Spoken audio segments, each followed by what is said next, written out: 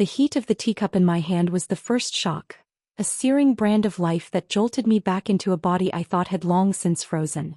The memory was a phantom pain, sharper than any winter wind. The gnawing emptiness in my own belly, the terrifying lightness of my son Leo in my arms, his breathing growing shallower as the snow piled around us. And the final grotesque image seared behind my eyelids. My husband David Chin and his sister-in-law Clara cozy on the heated Kong, their fingers slick as they counted the last of my family's money.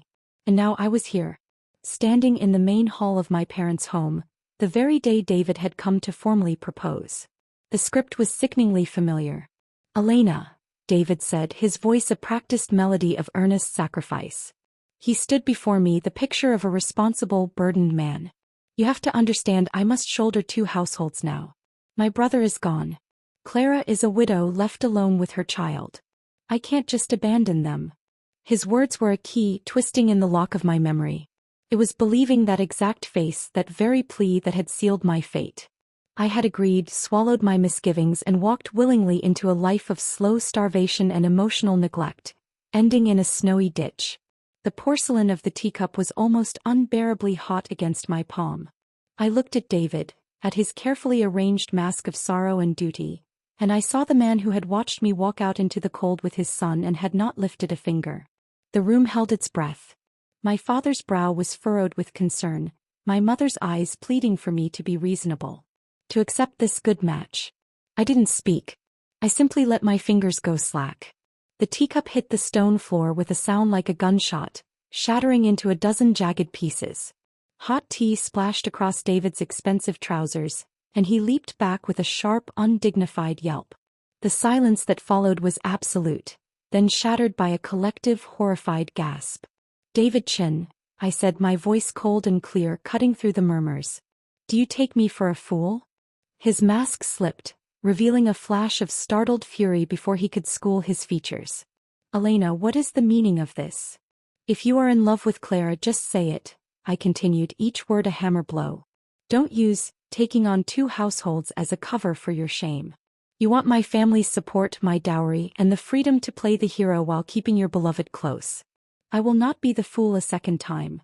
"A second time?" he sputtered, confused by my phrasing but enraged by my accusation. My father found his voice. "Elena, apologize at once." But I was done apologizing for existing. I seized the teapot from the table. "Get out," I said to David, my gaze unwavering. "If you don't get out of my house this instant, I will pour this entire pot on your face." He stumbled back, genuine fear in his eyes now. The crowd of relatives and neighbors gathered outside our door erupted into a cacophony of whispers and shouts as he retreated in disgrace. "The girl has lost her mind. David Chin is such a good catch. So what if he has to care for his brother's family?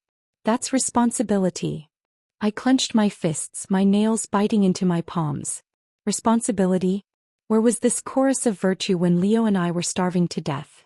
Where was their concept of responsibility then? The anger was a living thing in my chest, threatening to choke me. I turned away from the staring eyes, my whole body trembling with the aftershock of my rebellion. I had torn up the script of my life, but I had no idea what came next. The future was a terrifying blank page. Suddenly, a head popped up over the courtyard wall. A familiar, grinning face, topped with unruly dark hair. The boy I had quarreled and fought with since we were children. He pushed himself up and vaulted down into the courtyard with a fluid, easy motion. In his hand he carried a bundle wrapped in oiled paper. He looked at the shattered teacup on the floor, then at my furious, tear-streaked face, and a slow, roguish smile spread across his lips. "So," he said, his voice a low rumble that was somehow both teasing and comforting.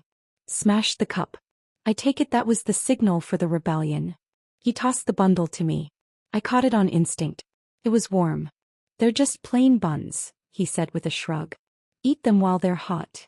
The simple kindness, the stark contrast to David's calculated performance, broke something inside me. My nose burned and hot tears spilled over, tracing paths through the dust on my cheeks. In my past life, the last thing I had eaten before dying was the cold, hard bun Kai had secretly left on my windowsill. He had been my only lifeline and I had been too proud, too blind to see it. "Who wants your buns?" I scolded, my voice thick with tears, even as my hands clutched the package tightly to my chest. "If you don't, I'll feed them to the dog," he teased, making a grab for them. "You dare." I snapped, shielding the buns with one arm and aiming a half-hearted kick at his shin. He dodged nimbly, laughing. It was a free, unburdened sound. "What are you crying for? Where's that fire you had when you smashed the cup?" I wiped my face angrily with my sleeve, then unwrapped the bundle. I bit into a bun, the simple, warm flavor a balm to my ravaged soul. I chewed, swallowed, and then suddenly raised my head to look at him. The words were out of my mouth before I could stop them. "Kai, when you said you'd marry me, does that still count?" He froze. The laughter died on his lips, and for 3 long seconds he just stared at me, his dark eyes searching mine. Then a slow, incredulous smile returned. "Elena," he said, tilting his head. "Are you serious? You know I'm much poorer than David Chin." "So what if you're poor?" I took another fierce bite of the bun. "In my last life I married a rich man and still froze to death in the snow." The moment the words left my mouth, I regretted them. It was too much, too strange. His smile faded and his gaze turned deeper, more intense. He didn't press me though. He just reached out, his calloused thumb gently wiping a spot of grease from the corner of my mouth. "All right," he said, his voice soft but firm. "Tomorrow. I'll come to propose." He turned and left the way he came, scaling the wall with an easy strength and disappearing from view. I stood alone in the courtyard, the warmth of the bun in my stomach and the ghost of his touch on my skin. The blank page of my future was no longer terrifying. For the first time it held a promise. The next day the village exploded again. The news spread like wildfire, fanned by scandalized whispers and self-righteous outrage. "She's truly insane. Passing up David Chin for that pauper Kai? A soldier? He has nothing but the clothes on his back. Did you see her humiliate David in public? A shrew like that deserves a life of poverty." I heard it all, a constant buzzing static of judgment as I carried my laundry basket down to the river. In my previous life these whispers would have crushed me. I would have bent my head, swallowed my shame and tried to make myself smaller. But that Elena was dead, frozen in the snow. This one had a fire in her belly, stoked by the memory of starvation. I no longer cared for their pointing fingers or their harsh words. Swallowing my anger had only earned me a death in the cold. In this life I was determined to live on my own terms, even if it meant being the village madwoman. Suddenly, a basin of dirty, soapy water splashed down at my feet, soaking my shoes and the hem of my trousers. I looked up to see Auntie Liang standing there, her hands on her hips, a cold, triumphant smirk on her face. "Watch where you're going," she sneered, her voice dripping with false concern. My fists clenched. The laundry basket felt heavy in my hands. I was about to snap back, to unleash the torrent of fury I felt, when a lazy, mocking voice cut through the tension from behind me. "Auntie Liang," the voice drawled. "Should I tell everyone what I saw your son doing, sneaking peeks into the women's bathhouse last week?" I hadn't even noticed Kai's approach. He stood there now, swinging a military canteen in his hand, his expression one of pure, unadulterated insolence. Auntie Liang's face went from smug to ashen in an instant. She sputtered, her mouth opening and closing like a fish out of water. Without another word, she spun on her heel and scurried away, the crowd of women at the riverbank tittering behind their hands. "Coward," Kai muttered, raising a brow. Then he turned that brilliant, infuriating grin on me. "Come on. The current's strong today. I'll carry you across." Before I could process the offer, let alone refuse it, he had crouched down in front of me, his broad back presented like an invitation. "Who needs you to carry me?" I shot back, my ears burning with a sudden, inexplicable heat. He glanced back over his shoulder, his eyes so bright and challenging they almost scared me. "Hurry up. Otherwise I'll just scoop you up myself." Grinding my teeth, I reluctantly climbed onto his back. My arms went around his neck and he hooked his under my knees, standing up with an easy strength that made my breath catch. He was solid and warm, a wall of muscle and stability. Then, without warning, he leapt forward, landing with a splash in the shallow part of the river. I gasped and clutched his neck tighter, a startled laugh escaping my lips.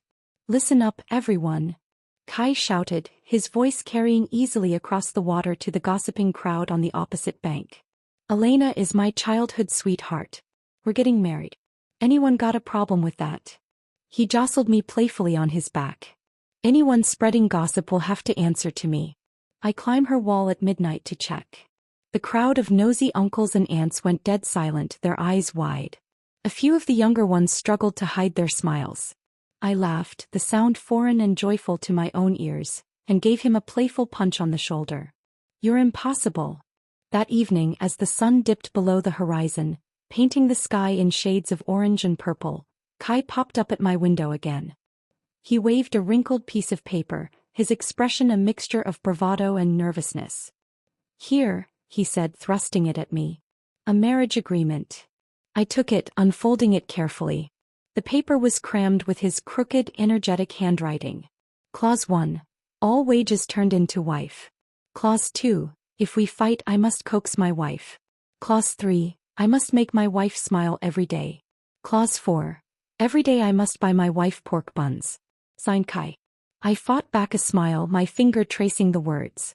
Then I jabbed my finger at the last tiny line scribbled at the very bottom. Final interpretation belongs to Kai. And what, I asked, looking up at him, does that mean? His ears turned a spectacular shade of scarlet. He didn't answer. Instead, he spun around and bolted into the gathering dusk, leaving me clutching the paper and shaking my head. But as I watched him go, I heard his muttered words float back on the evening breeze. It means one day I'll make it real. A warmth that had nothing to do with the summer evenings spread through my chest. I clutched that so-called marriage agreement, a tangible promise in a world that had once offered me only betrayal. Later, as I walked back from the well, a shadow lunged out from behind the old locust tree at the village entrance and grabbed my wrist. The stink of alcohol clung to him like a shroud. David. His eyes were bloodshot, his face a mask of desperation and rage. Elena, he slurred, his grip tightening like a vice. You came back too, didn't you? My blood ran cold. He knew. This time I swear I'll never fail you again, he pleaded, his voice trembling. Let me make it right. Let go of me, I said, yanking my arm, but he was too strong. I know you came back too, he insisted, his breath hot and foul on my face. Last time was my mistake. This time it will be different. I forced a sneer, masking the terror his words ignited. I don't understand a word you're saying, Mr. Chin. Aren't you supposed to be taking care of Clara? Blocking me in the middle of the night. What do you think you're doing? Sweat broke out on his forehead. Caring for Clara is temporary. Once the family property is divided, I'll be done with her. Then it will be just us. Planning that far ahead before I've even married in? I mocked, my heart hammering against my ribs. You claim taking on 2 households was to honor your brother, but we both know what you really want. His face darkened and he raised his hand as if to strike me. I flinched, bracing for the blow, when the sharp, clear ring of a bicycle bell cut through the night. Kai rolled to a stop, 1 foot on the ground, 2 pounds of fresh pork hanging from his handlebars. In the moonlight, his eyes narrowed to dangerous slits as he took in the scene. So, Mr. Chin, he said, his voice deceptively calm. Dragging my wife out for a midnight tragedy play? I seized the chance to wrench my arm free and darted to Kai's side. He yanked me behind him in one fluid, protective motion. Get lost, Kai growled, the simple words laced with more threat than any shout. Touch her again and I'll make sure your whole family starves without the commune's grain. David staggered back, then suddenly stared at me with a twisted, ugly laugh. You think Kai is some saint? You think he's pure? He has his own secrets. Bang. Kai's fist smashed into the tree trunk right next to David's ear, the impact shaking the branches and sending a shower of leaves down onto his shoulders. Say one more word. Kai leaned down, his shadow engulfing David completely, his voice a low, deadly promise. And I'll send you to see your brother right now. David's face turned ashen with pure terror. He spun and ran, his footsteps clumsy and hurried in the dark. Kai watched him go, his body still coiled with tension. Then, in a movement so fast I barely registered it, he grabbed a long pole leaning against a nearby wall. In just a few strides he caught up to the fleeing David and swung the pole hard across his back. David shrieked, stumbling so badly he nearly toppled into the roadside ditch. Let that teach you to stay away from my woman. Kai roared after him. Harass her again and I'll break your legs. I stood frozen, only then realizing that my entire body was trembling. The confrontation, David's cryptic words, the violence. It had all happened so fast. Elena. Kai dropped the pole. It clattered on the stones. He took a few quick steps and stopped right in front of me. His voice, which had been a thunderous roar moments before, suddenly softened to a whisper. You're crying. Only then did I feel the cold tears on my cheeks. I hadn't even known I was crying. Who's crying? I turned my head away, embarrassed by my own vulnerability. But he caught my chin gently and pulled my face back towards his. He was glaring, but his touch was feather-light as his thumb brushed the tears from the corner of my eye. Clause 3 of the agreement, he said, his voice a low rumble. You have to smile every day. My nose stung and I almost cried again. The absurdity of it, the sheer stubborn kindness. In my last life I had cried until there were no tears left. In this one there was actually someone who refused to let me cry. I can't just smile on command, I sniffled, kicking his shin lightly. The way you swung that pole back there. You looked like you were beating a dog. What if you'd killed him? You scared me to death. He suddenly broke into a grin, showing off his white teeth. Then I'll go easy from now on. Without another word of warning, he bent down, slung me over his shoulder as if I weighed nothing, and started walking back towards my house. Put me down, Kai. I pounded on his back, but he just bounced me a little higher on purpose, making me gasp. David wasn't wrong about one thing, he said, his voice slightly muffled. I froze, my heart skipping a beat. What? His steps faltered for a moment and his voice dropped so low I could barely hear it. I really am no saint. The night wind seemed to fall silent, the world holding its breath. In the sudden quiet, I could hear the violent, rhythmic pounding of his heart. He shifted me higher on his shoulder and strode forward, his declaration hanging in the air between us. This life you're not getting away from me. Before dawn the next day, a frantic pounding on my window shattered my sleep. Elena. Wake up. Let's make money. With my hair sticking up like a bird's nest, I shoved the window open, only to nearly get a fried dough stick stuffed into my mouth. Kai vaulted inside, one hand braced on the windowsill, his army green satchel bulging ominously. What is this? I grumbled, pushing the greasy food away. He just grinned, rolling up my bedding with quick practiced moves that spoke of his military training. Startup funds, he declared, thrusting the bulging satchel at me. I pushed it open and found the bag stuffed with colorful ribbons, lace and scraps of beautiful cloth. My breath caught. I asked around. The textile mill sells waste scraps for 50 cents a pound. We can turn them into hair accessories and sell each for $3. His eyes were alight with a cunning I'd never associated with him. A spark ignited in my own chest. In my last life I had buried myself in farm work, blind to any opportunity beyond the soil. I never knew such a simple path existed. Hope, tangible and fierce, bloomed inside me. We spent the whole day at my small table, our heads bent together, fingers flying. We fashioned cloth roses, tied ribbons into delicate bows, and created hairpins that shimmered with simple beauty. It was the most purpose I'd felt since waking up in this new old life. The next morning we squatted at the busiest stall in the marketplace, our hair flowers displayed on a simple wooden board. For a glorious hour we sold a few, the jingle of coins in our tin box a sweet melody. Then the shadows fell over us. Who told you you could sell here? 3 thugs swaggered over, their leader kicking over our board, scattering our careful work into the dirt. Paid protection fees yet? Rage, hot and immediate, surged in my throat. I was about to argue to defend our small piece of hope, but Kai pressed down on my hand, giving it a gentle warning squeeze. Don't be mad, brother, he said, his voice suddenly servile. He stood, offering them cigarettes with a placating smile. We're new here. We'll pack up right now. Once they swaggered away, counting the fee he'd slipped them, he immediately grabbed my hand and pulled me into the bustling crowd. What are you doing? I stumbled after him, my heart aching for our ruined flowers. Reporting the black market, he said, his eyes shining with excitement. Those thugs are in cahoots with Director Luo of the Public Security Office. A real name report nets a $50 reward. I skidded to a halt, pulling him back. You already knew they'd come stir up trouble. He flashed me that rogue's grin, his sharp canine tooth gleaming. Otherwise, how could we catch a big fish? In the end we really did get the reward. The thugs were arrested and we walked away with more money than we would have made in a week of selling hair flowers. On the way back to town, I was so giddy with the success of our scheme that I skipped without watching my step, twisting my ankle in a pothole. I let out a sharp cry of pain.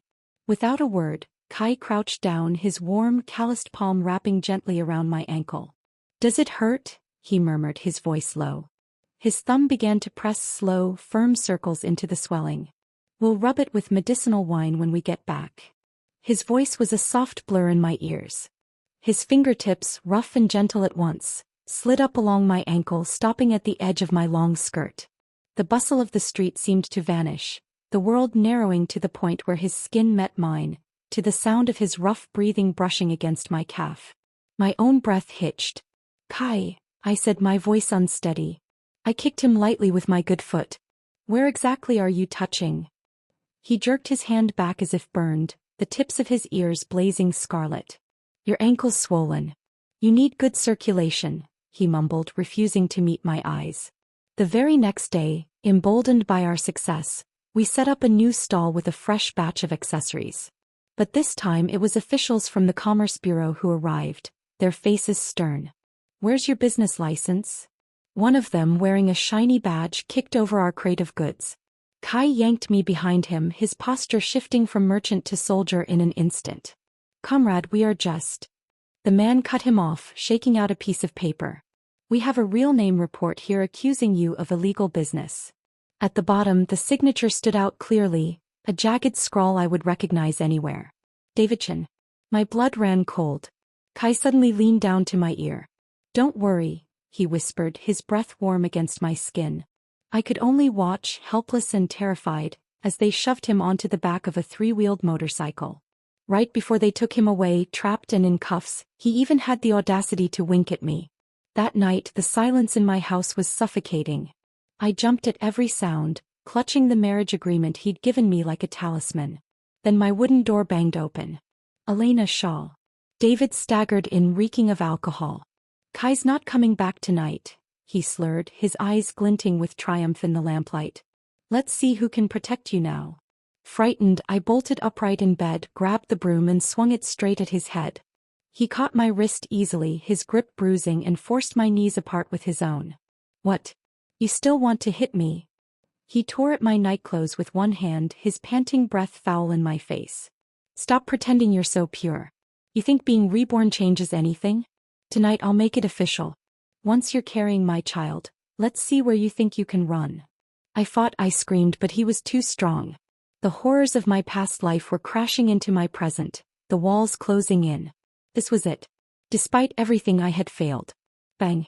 A shadow flew in through the open window, a blur of motion that resolved into Kai. He kicked David hard, sending him crashing into the wall with a sickening thud. In the dim light, Kai yanked his collar open, revealing the green uniform underneath. He slapped a piece of official paper down on the table. "The Army approved our marriage report." His lip was bruised and bleeding, but his eyes shone with a frightening, triumphant brilliance. "Sign it, Elena." My hands shook so badly I could barely hold the pen, but I scrawled my name next to his. Kai immediately wrapped his arm around my waist, pulling me close. "Touch her again," he said to a dazed David, his voice dropping to a deadly calm, "and it's destruction of a military marriage. You know what that means." David's face went ashen. He lunged at me, snarling. "You think this changes anything?" I rose on my toes, steadying myself against Ryan.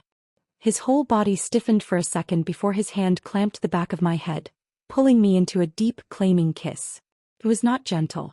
It was desperate, possessive, and filled with 2 lifetimes of pent-up longing. David roared and shoved Ryan aside. I held up the marriage report, my voice steady now, laced with a victory I could finally taste. "See this?" I laughed at him, the sound wild and free. "This is what making it official really looks like." David suddenly burst into hysterical laughter. "Elena Shaw, you think this means you can start over? I'll tell you. We both came back. That means it's fate." "You're talking nonsense." I cut him off coldly, my heart hammering. "Rebirth." Kai's expression darkened, dangerous as a gathering storm. I clutched his hand tight. Michael kept ranting, his eyes wild. "I know you'll get pregnant at this time." "I know." Kai's fist smashed into his face. Blood spurted from David's nose. "Rebirth." Kai hauled him up by the collar. Then do you remember how many vile things you did last time? David's pupils shrank in terror. Kai punched him again. Seems like you haven't improved at all in this life either. He rammed his elbow into David's chest, folding him like a shrimp, then dragged him to the door and kicked him out into the night. He spun back, his chest heaving, and pulled me into his arms. His heartbeat pounded like a frantic drum against my ear, a rhythm of fear, rage, and relief. I chuckled softly against his chest, the adrenaline making me lightheaded. So mad, huh? He said he'd hurt you. Ryan's voice was raw, still shaking with a violence he'd barely contained. Even if I had to live again 100 times, I'd kill him every time. He held me until my trembling stopped, until the only sound was our synchronized breathing in the quiet room. We were married. And the war for our future had just begun.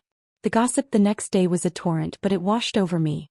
I was too busy stirring a giant pot, the air thick with the scent of garlic, ginger, and a dozen secret spices. I was reworking my family's ancestral chili sauce recipe. It was something I could control, something that was purely mine. Kai slipped a milk candy into my hand as I scowled at the whispering women at the well. Don't get mad, he said with a lazy smile. The real show is still ahead. Sure enough, that afternoon the loudspeaker at the village entrance crackled to life. The party secretary's voice boomed across the fields. Attention all members. Evidence has been found proving David Chin embezzled the production team's grain. After investigation, last fall's shortage of 500 pounds of wheat. I jerked my head toward Kai. He was squatting by the wall, cracking melon seeds, and he winked at me. The crowd exploded. David Chin. Last year my mother's body swelled from hunger, and it was you who stole the grain, someone shouted. All my family got were rotten sweet potatoes. Beat him. I rushed along with the furious tide of villagers to David's courtyard. We found him cornered against a wall, his face already bleeding from a well-aimed stone. Just as the mob's anger was about to consume him, Clara, his sister-in-law, stumbled out from the house. Her hair was in disarray, her clothes torn. She grabbed his collar and screamed, her voice cracking with a pain that felt terrifyingly real. You're no man at all. The crowd fell silent, stunned. Tears streamed down her face. She held out her arms, showing dark, ugly bruises. You talk about taking care of 2 households. You can't even perform in bed. You're useless. A worm. David's face drained of all color. He raised his hand to strike her, but Kai darted forward, seizing his wrist in a grip of iron. You hit a woman and call yourself a man? Kai's voice was loud and clear, a judgment for all to hear. David's eyes, wild and desperate, locked onto Kai. You set me up. You schemed against me. Kai stepped forward, pulling a stack of yellowed account papers from his pocket. David Chin, these embezzlement records are in your own handwriting. He let the sheets scatter across the ground. The rustling paper was the only sound before the storm broke. The villagers' eyes turned blood red. A clod of dirt was hurled, then rotten vegetables, then reeking eggs. All of it pelted David, covering him in the filth of his own deeds. Kai pulled me away from the enraged mob, his warm palm covering my ears, shielding me from the worst of the curses. Don't listen. Don't look, he whispered, his voice a sanctuary. In this life we only pay attention to good things. 3 days later, I hung a wooden sign reading Elena's Spicy Pepper Shop on the front of my old house. At dawn, Kai insisted on pedaling his tricycle to the county to buy supplies in a biting cold wind. You'll freeze to death, I scolded, trying to pull him back toward the warmth of the house.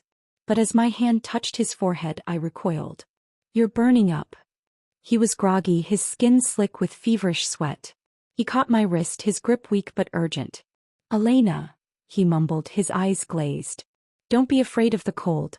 I found you this time. A tremor, violent and profound, shot through me. In my past life, right before my child and I froze to death, I had sobbed those exact words into the unfeeling snow. So cold.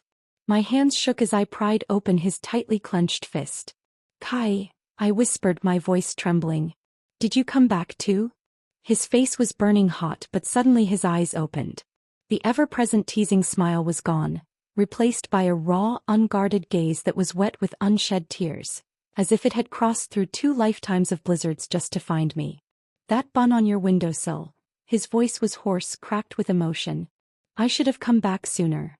My tears spilled instantly, hot and freeing. You bastard. I cupped his blazing face in my hands. Why didn't you say you'd been reborn earlier? Did you enjoy watching me struggle with David? He suddenly dragged me down onto the bed with him, his feverish body enveloping mine, his breath scalding against my ear. I was afraid, he confessed, his voice a raw whisper. I was afraid if you knew I remembered all those miserable things, you'd refuse to marry me. I was afraid you still liked David. More than that, I was afraid you hated me for not protecting you last time. The last of my walls crumbled to dust. Now you know, I thought. I bit his neck, not hard but enough to make a point. Add one more clause to that agreement, I whispered. In this life, if you dare push me toward an early death, try it. He chuckled low through his fever, his arms squeezing me until it hurt. Yes, ma'am. After he recovered, neither of us brought up rebirth again. It hung between us, a shared, painful secret that now bound us tighter than any vow. I kept reworking the chili sauce, and finally one day I simmered a pot so fragrant, so perfectly balanced between fire and flavor, that Kai jumped with joy. I held up a ladle of the glistening, blood-red sauce. This flavor, I declared, will sell all the way to the provincial capital. Kai, sweating buckets from the spice, still grinned, his eyes watering. It's perfect. Tomorrow I'm going to the credit union for a loan. We'll turn the backyard into a workshop. On the day we started our expansion, David stirred up trouble again. Relying on his father's position as village head, he forced the purchase price of peppers down to 3 cents a pound. The villagers, bitter but cowed, avoided my eyes as I passed. Elena, Uncle Wong finally edged over, looking ashamed. I'll sell you my peppers if you pay 5 cents. Before I could answer, Kai slapped down the cash on the spot. Deal. The crowd buzzed. Before dawn the next day, our courtyard door thudded under heavy knocks. Auntie Jang squeezed in with 2 burlap sacks. Buy mine first. That stingy bastard only offered 3 cents. Then came Uncle Shao, then Auntie Lu, then the rest of the village. Soon, a line of handcarts piled with bright red peppers stretched all the way to the village entrance. David stood outside the production team office, his face black as the bottom of a pot.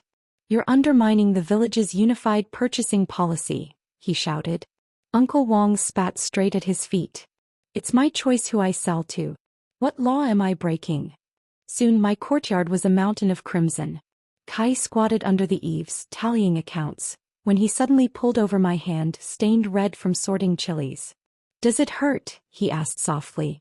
Only then did I notice the skin had split open from the constant work. I sucked in a sharp breath. A little. He lowered his head, wrapped my fingertip carefully with his clean handkerchief and muttered, then this batch of chili sauce should be called Bleeding Heart. A few days later, after we collected the last cartload from a neighboring village, we took a shortcut home through the back mountain. A woman's scream, sharp and terrified, ripped through the quiet air. It was Clara. Kai yanked me behind him into the tall grass. We saw her, cornered against a rocky outcrop by a burly man with a scarred face. He was yanking at her arm. You've already given me a son, the man growled. What are you still pretending to be virtuous for? Get off your high horse. Clara suddenly whipped a pair of scissors from within her clothes. Touch my son and see what happens. A flash of steel. The man clutched his stomach, a look of shock on his face as he collapsed to his knees. Kai and I rushed out, but at the same moment, David burst from behind the trees. Instead of helping her, he kicked Clara to the ground. Whore, he screamed. I married 2 households just to keep the Chin bloodline, and you dared betray me. Blood streamed down Clara's face as she shielded her cowering child. And you call yourself a man? She spat, her voice trembling with a hatred that mirrored my own. Your brother is gone, yet you do such shameful things to me. You're the monster. David's face contorted with pure rage. He snatched the scissors from her hand and without a moment's hesitation, drove them straight into her chest. The child's scream of terror was a sound that would haunt me forever. He struck again, wild and merciless. Then he lifted his head. His crazed eyes landed on us. It's all your fault, he hissed, the bloody scissors glinting in his hand. If it weren't for you, I wouldn't have lost everything. Run, Kai shoved me behind him. David charged, the scissors aimed at Kai's heart. Kai dodged sideways, seized an axe from a nearby firewood stack and swung it up. David Chin. Kai's voice was a thunderclap. You dare turn your violence on a woman? The axe crashed down not on David but onto the hand holding the scissors, the steel blade splitting it open with a sickening crunch. David dropped to his knees, howling in agony but still spitting curses. It's all because of you. Clutching Kai's shirt, I glared at the wretched man on the ground. The one who ruined everything, I said, my voice cold and clear, has always been you. David burst into crazed laughter, pointing at Clara's lifeless body. See? This is what happens to anyone who goes against me. His eyes, glazed with madness, fixed on Kai. You came back too, didn't you? You picked up the broken shoes I didn't want in 2 lifetimes. You think being reborn makes you a hero. Kai's axe whistled past his ear, embedding itself deep in the tree trunk behind him with a solid thunk. Say one more word, Kai's voice was deathly quiet, and I'll make sure you die worse than you did last time. The sound of rushing footsteps echoed in the distance. Villagers coming to investigate the screams. David glared at us one last time, a promise of unfinished hatred in his eyes, before clutching his ruined hand and bolting into the dense cornfields. It's over, Kai whispered, turning and clutching me tightly. His whole body was shaking. This time I protected you. My fingers trembled as I gripped his collar. Are you insane? I choked out. If that blade had been an inch closer. It wouldn't have, he said, cupping my face. His cheek was scratched, but his gaze was steady, certain. I calculated the angle. I raised my hand to swat him, but he caught my wrist. Elena. He leaned close, his breath hot against my ear, his voice dropping to an intense whisper. Tomorrow. Come with me to register our marriage. My heart skipped a beat. Don't we already have the agreement? Not enough. His thumb brushed across my palm, a slow, deliberate caress. I want you rightfully, openly as my wife. Before dawn the next day, Kai dragged me to squat on the steps outside the Civil Affairs Bureau, the morning dew still clinging to the grass. He was uncharacteristically fidgety, checking and rechecking the documents in his pocket. When the doors finally opened, we were the first ones inside. The clerk, a middle-aged woman with kind eyes, took our papers with a cheerful smile. Congratulations, she said, her stamp hovering over the marriage certificate. Young people are always so eager. The thump of the red stamp was the most definitive sound I had ever heard. It was a period at the end of one sentence and the bold, opening line of another. As soon as the ink was dry, Kai's eyes reddened. He pulled me into his arms, burying his face in my hair. Elena. His voice was muffled, thick with emotion. The dream's real now. He held me so tightly I could barely breathe.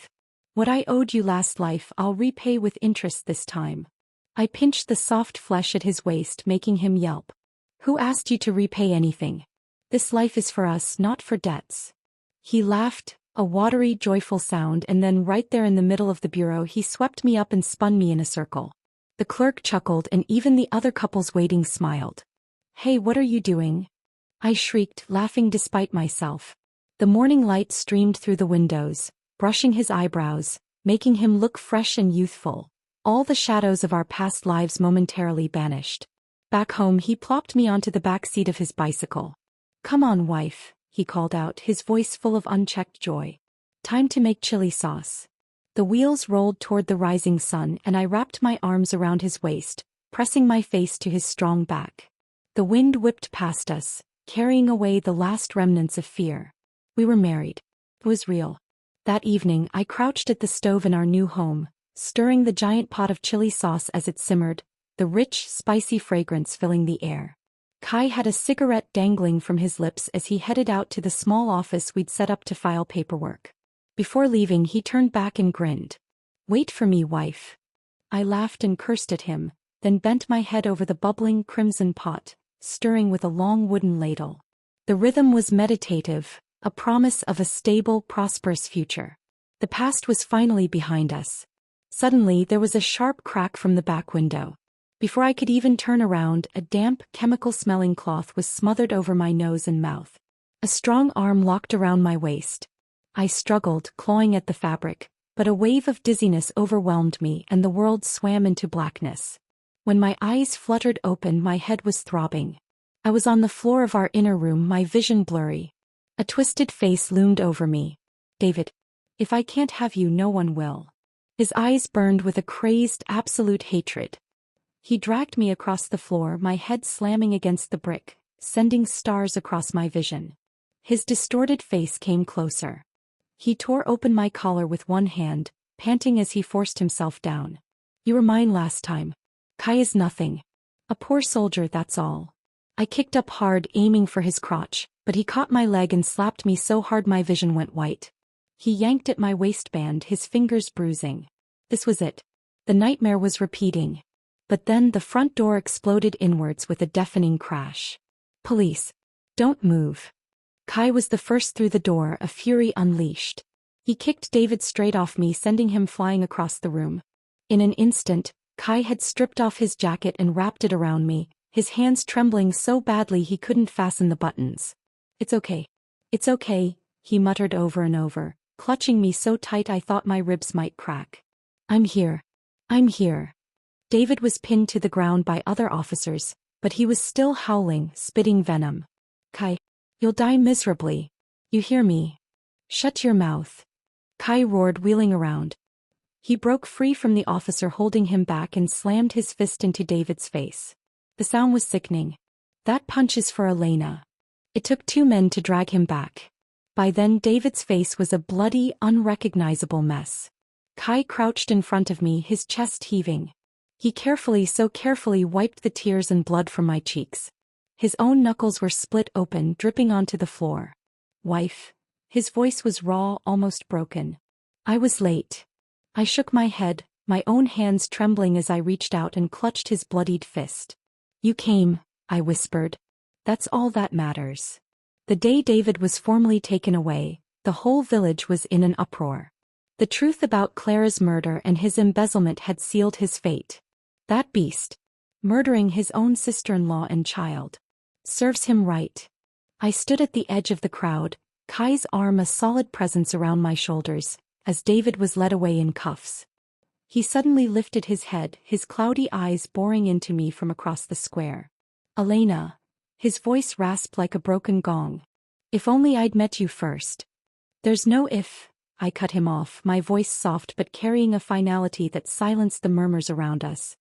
No matter how many times life restarts, I will never choose you. For a moment I saw his face clearly, all the bitterness, the regret, the twisted love that had curdled into obsession. Maybe I really had owed him something in another life. A debt of pain. But now, watching him being led away to his end, I knew. The debt was paid. David thrashed wildly, the shackles clanging. Lies. It was always you. It was. Kai turned my face away, his thumb gently brushing away fresh tears I hadn't even realized were falling. Don't look, he murmured. Let's go home. I leaned my head against his shoulder, utterly drained. The chili sauce, I mumbled. It needs stirring.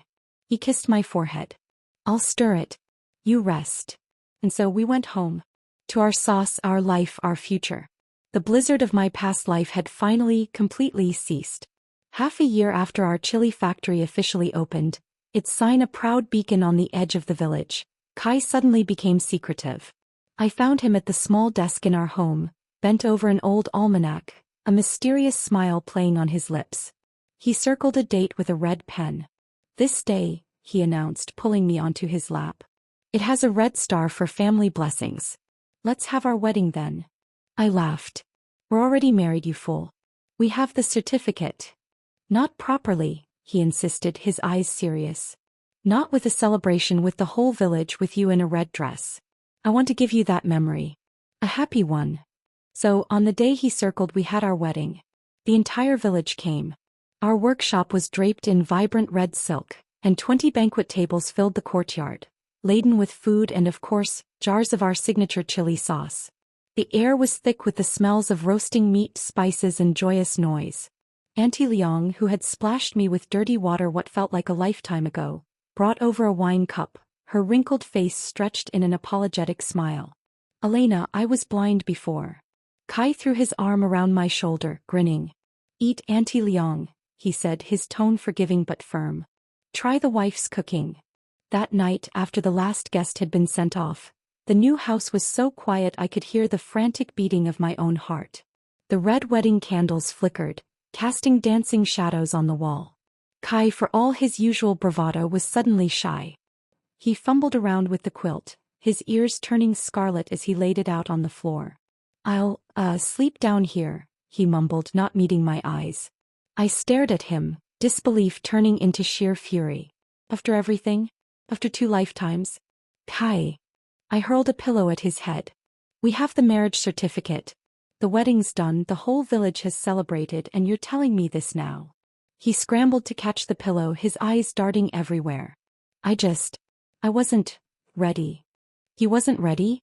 I laughed, a short, bitter sound. Then I stomped to the bed, yanked a little booklet from under my pillow and smacked it down in front of him. It was the newlywed handbook I'd found hidden among his things. "Kai," I said, my voice dangerously sweet. "Whose is this? And why, pray tell, is the corner of page 18 folded?" His eyes widened in horror. "Elena Shaw. Who told you to go through my stuff?" He lunged to snatch it from me, but I darted away nimbly. He was faster though. He caught me around the waist and pressed me down onto the soft quilt of the marriage bed, his body covering mine. His breath seared against my neck and shoulder, hot and ticklish. "Are you sure?" he whispered, his voice husky. "Sure about what?" I pretended not to understand, my heart hammering against his. "Sure you're not a coward?" His eyes darkened, the playful glint replaced by a smoldering intensity. He lowered his head and nipped my earlobe, sending a jolt straight through me. "You asked for this." The red candle flickered, and the 2 shadows on the wall finally, completely, merged into one. 3 years later, the billboard for Elena's Fiery Sauce towered over the provincial train station. Our small workshop was now a full-fledged factory. Reporters crowded into our facility, microphones outstretched. "Director Elena, may I ask how you grew from a small workshop into sales of over 1 million jars a year?" Before I could give my practiced answer about quality and perseverance, Kai shoved his way into the frame, waving our marriage certificate at the cameras. "The secret," he declared, beaming. "Marrying a lucky wife, of course." I stomped hard on his army boots. He bared his teeth in a grimace of pain, but the grin never left his face. "See," he said to the laughing reporters. "With a fierce wife at home, how could I dare not succeed?"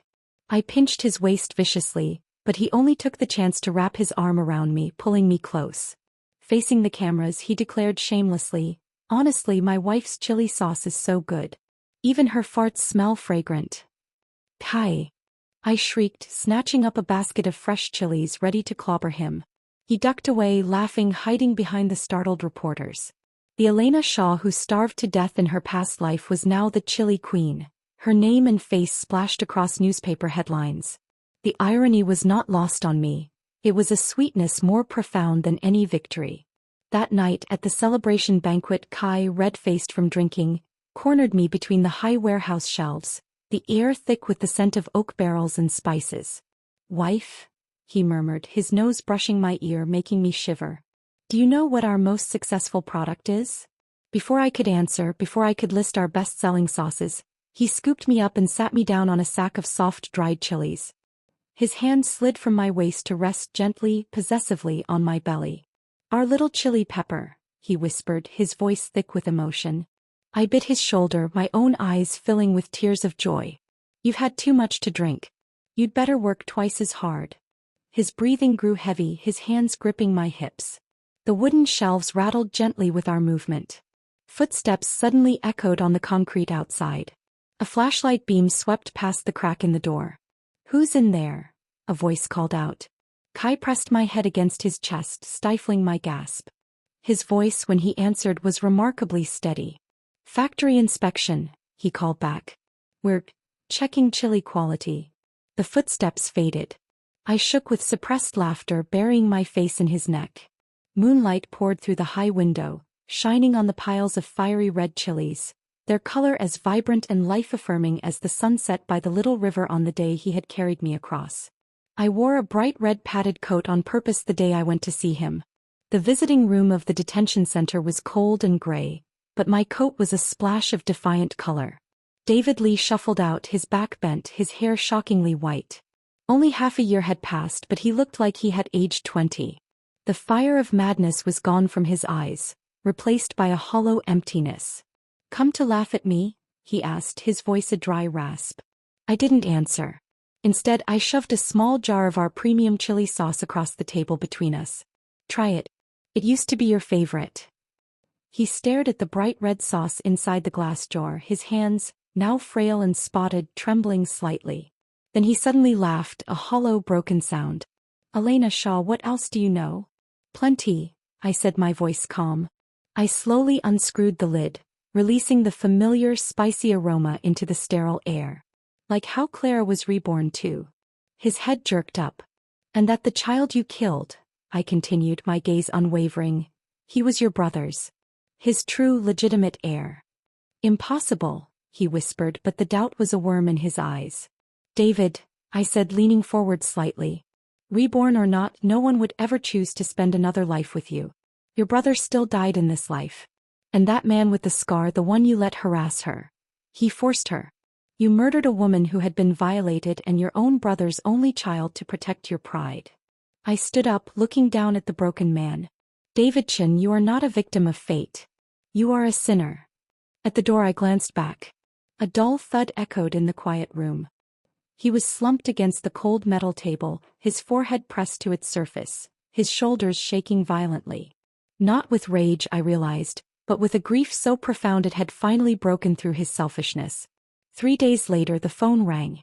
Kai's face darkened as he listened to the voice on the other end. When he hung up, he came to me where I was stirring a new batch of sauce. He caught my chili-stained hand in his palm warm and steadying. "He's gone, Elena," he said softly. "David killed himself in his cell." I froze for 2 seconds, the ladle still in my hand. The news settled inside me, not with joy, but with a quiet, definitive finality. The last ghost was laid to rest. "Oh," I said, my voice small. "It's over." He pulled me into his arms, holding me as I processed the end of a decades-long nightmare. "Tonight," he murmured into my hair, "we'll eat dumplings. I'll mince the filling for you." I nodded, leaning into his strength. Outside the factory window, the first snowflakes of the northern winter began to drift down, painting the world in a soft, clean white. The lights of our chili factory glowed warmly, a bastion against the cold. At last, the blizzard of my past life had completely ceased. The debt was paid in full. The day I found out I was pregnant, Kai was in the warehouse, high on a ladder, checking inventory on the top shelves. I walked over, the small white slip of paper with its life-changing result in my hand. He was so focused he didn't hear me approach. "Wife," he called out without looking down. "This batch of chili sauce has to be rushed out by Friday or—" He didn't finish his sentence. I smacked the test slip against his ankle. He squinted down at the paper for 3 full seconds. Then he froze as if struck by lightning. The clipboard in his hand clattered to the floor. Before I could even nod, he was down the ladder in a flash. He scooped me up and spun me around the warehouse 3 full times, his whoop of joy echoing off the high ceilings. In his exuberance, he kicked over an entire crate of our best bleeding heart sauce. Glass shattered and the heady, spicy scent flooded the air. "Kai." I yanked his ear. "That's money. Our money." "Who cares?" He laughed, the sound wild and free, tears of joy in the corners of his eyes. "I'm going to be a dad. I'm going to be a dad." By the next day, the whole village knew Kai had lost his mind. He went door to door, handing out a dozen bottles of our special reserve chili sauce to anyone who would take them, announcing to everyone he met, "My wife's pregnant. Take good care of her." Auntie Wong accepted a bottle and smirked. "Those who know realize it's Elena who's pregnant. Those who don't would think you're the one about to give birth." I stood in the courtyard, watching him blush crimson as the neighbors teased him mercilessly. The sight of him, so strong and yet so vulnerably happy, overwhelmed me. My nose suddenly stung and hot tears welled in my eyes. When Kai came running back, his smile vanished when he saw my tears. He panicked, his hands fluttering over me. "What's wrong? Where does it hurt? Is it the baby?" I shook my head, unable to speak, and buried my face against his chest, clutching the back of his shirt. "Elena, talk to me," he pleaded, his voice tight with fear. I took a shaky breath. "You gave away too much chili sauce," I mumbled into his shirt. We'll take a loss. There was a moment of stunned silence. Then he burst out laughing, a great rolling sound of pure relief and joy. He held me tight, his body shaking with it, and gently rubbed my belly that hadn't even begun to show. Worth it, he choked out between laughs. Every single jar. On the day I gave birth, the whole hospital could hear Kai's wailing. He was a wreck. Doctor. My wife's hands are cold. Nurse. She's sweating so much. Is that normal? Mom. Lena. Bite me if you need to, just hang on. After hours of agony, our daughter's fierce cry finally filled the delivery ward. The nurse came out holding a tiny, swaddled bundle. 6 pounds 8 ounces. Mother and daughter are safe. With a loud, undignified thud, Kai dropped to his knees right there on the linoleum floor, sobbing louder than the newborn. When they let him in, he stumbled to my bedside, tears streaming down his face. Wife, he gasped, clutching my hand. Let's never do this again. Lying weak and exhausted on the hospital bed, I watched him fumble with our daughter in his arms. He was so clumsy, so overwhelmed with awe and terror, his large hands seeming too big to hold something so small and perfect. My heart tightened, a familiar phantom pain as I remembered the child who had frozen to death in my last life, the son I never got to hold like this. Kai, I whispered. He rushed over immediately, our daughter cradled carefully in one arm, his free hand brushing the hair from my damp forehead. What is it? Are you in pain? Do you need water? I took his hand, the one that had wielded an axe, and wiped my tears, and pressed it gently against our daughter's tiny wrinkled cheek. This time, I said, my voice thick with a love that spanned 2 lifetimes, let's raise her together. Sunlight poured through the hospital window, warming the newborn's skin, gilding Kai's tear-streaked face. It was a new dawn in truth. When our daughter Lien turned 5, she was a whirlwind of energy and curiosity. One afternoon, while rummaging for hidden candy, she dragged a yellowed, wrinkled piece of paper from the bottom of an old trunk. Mommy, what's this? She asked, waving the sheet, her little braids bouncing. I was busy seasoning a new batch of spicy crawfish sauce, my hands covered in red paste. One glance at the familiar crooked handwriting made me nearly spill the entire spice jar. It was the fake marriage agreement. Only now I saw that on the back, another line had been scribbled in the same cramped hand, the ink a fresher, darker black. Final clause. Elena Shaw has the right to regret forever, but Kai will never agree.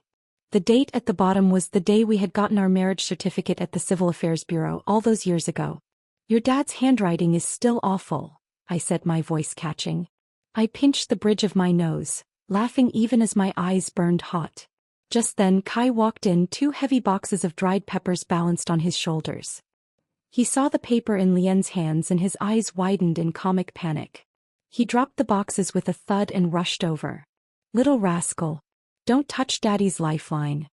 Lien giggled, a mischievous echo of his own laugh, and ran around the room, the precious agreement fluttering in her hand like a flag. He chased her a couple of steps, his protests half-hearted, before he suddenly gave up. He turned and pulled me into his arms, his body warm and solid against mine, smelling of peppers and sunshine. What are you looking at? He whispered, his lips against my hair. I held up the paper, pointing to the final clause. It's in black and white, I said, teasing. You can never take it back. The rich, spicy fragrance of simmering chili filled the air around us, the scent of our life, our struggle, our victory. I stood on tiptoe and nipped his chin. Who said I wanted to take it back?